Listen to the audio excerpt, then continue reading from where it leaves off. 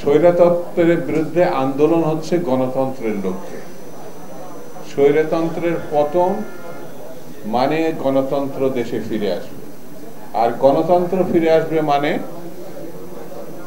একটি সাধারণ নির্বাচন।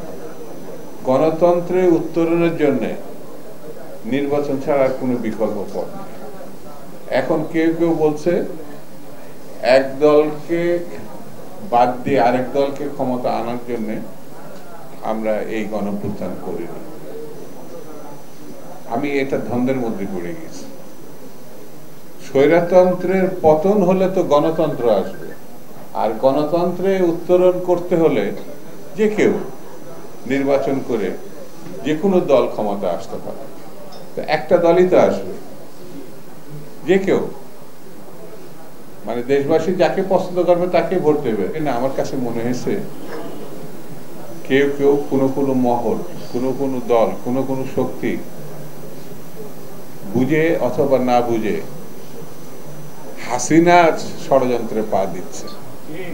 কারণ হাসিনা চায় নির্বাচন না হোক।